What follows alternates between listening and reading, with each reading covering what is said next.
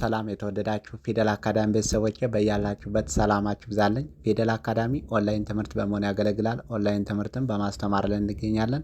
የምናስተምራቸውም አማርኛ፣ እንግሊዘኛ፣ ሂሳብ እንዲሁም ሌሎችን ተዛማጅ ያላቸውን ትምህርቶች እያስተማርን እንገኛለን። መማር ለምትፈልጉ በተለያየ ሶሻል ሚዲያ አማራጮች በመጠቀም በኢሞ፣ በቴሌግራም፣ በዋትሳፕ እንዲሁም እናንተ በምትጠቀሙበት ሶሻል ሚዲያ አማራጮች በመጠቀም መማር ለምትፈልጉ ቪዲዮ ላይ በምናስቀምጥላችሁ ስልክ ቁጥር ይደውሉ፣ ይማሩ። የምናስተምረውም ከሰኞ እስከ ዓርብ የፈለጉትን ትምህርት በፈለጉበት ሰዓት እያስተማርን እንገኛለን።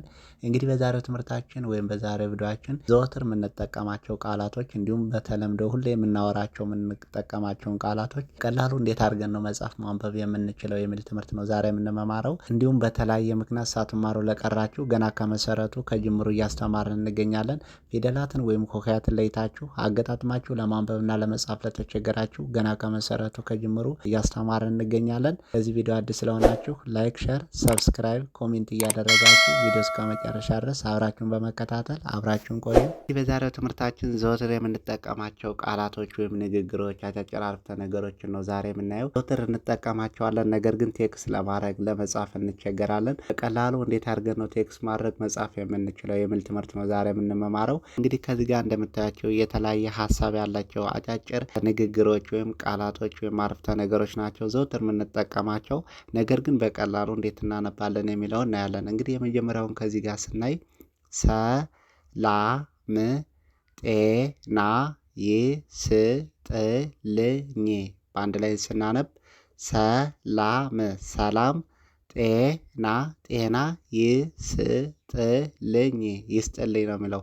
እንግዲህም በአንድ ላይ ጠቅለል አድርገን ስናነብ ሰላም ጤና ይስጥልኝ ነው የሚለው። ሰላም ጤና ይስጥልኝ። አሁን ሰላም ጤና ይስጥልኝ ለማለት ቴክስት ለማድረግ ስንፈልግ ቀላሉ መንገድ በዚህ መልኩ ማድረግ እንችላለን ማለት ነው። ስለዚህ አሁንም በአንድ ላይ ስናነብ ሰላም ጤና ይስጥልኝ ብለን እናነባለን፣ እንጽፋለን። አንድን ሰው ሰላም ጤና ይስጥልኝ ለማለት ስንፈልግ በቴክስት መንገድ በዚህ መልኩ መግለጽ እንችላለን፣ ሰላምታ መስጠት እንችላለን ማለት ነው። ከታይ ደግሞ በሰላም ነው የጠፋህ። ይህን በአንድ ላይ ስናነብ በሰላም ነው የጠፋህ ይላል። በአንድ ላይ ጠቅልል አድርገን ስናነበው በሰላም ነው የጠፋህ፣ በሰላም ነው የጠፋ ብለን እናነባለን። በሰላም ነው የጠፋ ብለን እናነባለን። ቴክስት ለማድረግ አንድ ሰው ለመጠየቅ ስንፈልግ በሰላም ነው የጠፋህ ብለን ቴክስት አድርገን ለመጠየቅ ስንፈልግ በዚህ መልኩ ቴክስት ማድረግ እንችላለን ማለት ነው። ሰላም ነው የጠፋህ ብለን ልንጠይቅ እንችላለን። አሁን ይህም በቀላሉ በሰላም ነው የጠፋ ብለን እናነባለን፣ እንጽፋለን ማለት ነው። ከታይ ደግሞ ስራ ጀመርክ እንዴ። በአንድ ላይ ስራ ጀመርክ እንዴ ይላል። በአንድ ላይ ስናነብ ስራ ጀመርክ እንዴ ነው የሚለው። ስራ ጀመርክ እንዴ። አሁን በሰላም ነው የጠፋኸው ብለን ቴክስት ካረግን በኋላ ስራ ጀመርክ እንዴ ብለን ልንጠይቅ እንችላለን። አሁን በአንድ ላይ ስራ ጀመርክ እንዴ ብለን እናነባለን፣ እንጽፋለን።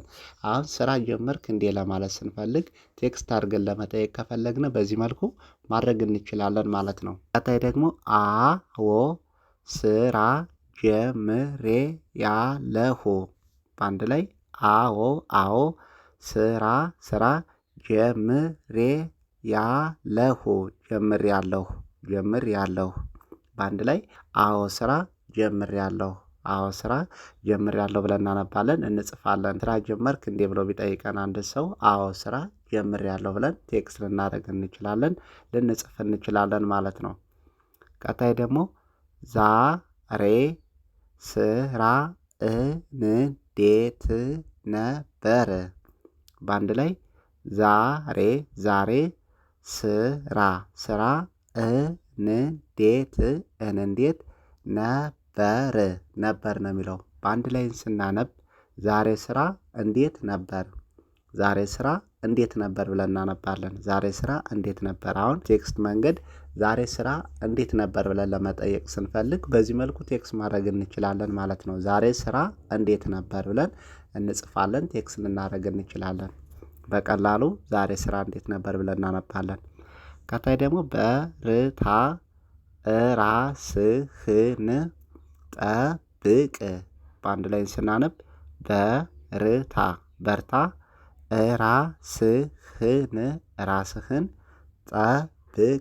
ጠብቅ ነው የሚለው።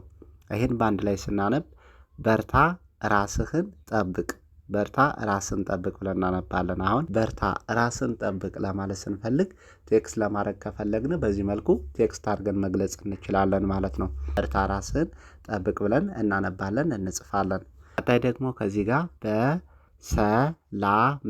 በሰላም ነው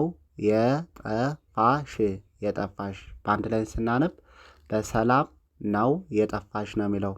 በሰላም ነው የጠፋሽ። አሁን ቅድም ከዚህ ጋር በሰላም ነው የጠፋህ ለወንድ ልጅ ስንጠቀም ከዚህ ጋር በሰላም ነው የጠፋሽ ካልን ለሴት ይሆናል ማለት ነው። አሁን በሰላም ነው የጠፋሽ ለማለት ስንፈልግ ቴክስት አድርገን ለመጠየቅ ከፈለግን በዚህ መልኩ መጠየቅ ቴክስት ማድረግ እንችላለን። በሰላም ነው የጠፋሽ ብለን እናነባለን፣ እንጽፋለን።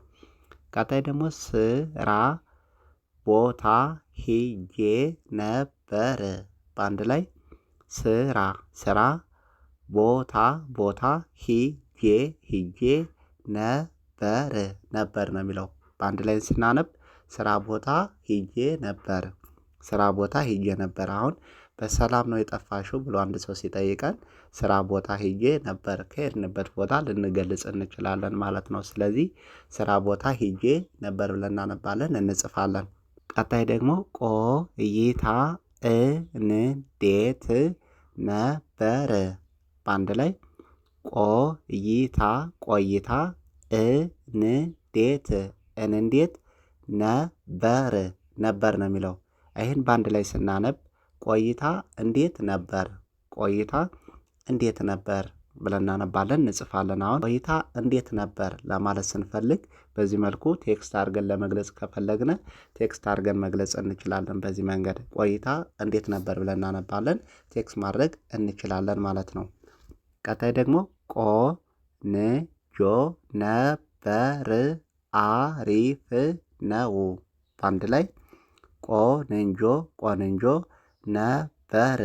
ነበር አሪፍ ነው ይላል። አሁን ይህን በአንድ ላይ ጠቅልል አድርገን ስናነብ ቆንጆ ነበር አሪፍ ነው ብለን እናነባለን። ቆንጆ ነበር አሪፍ ነው ብለን እንገልጻለን።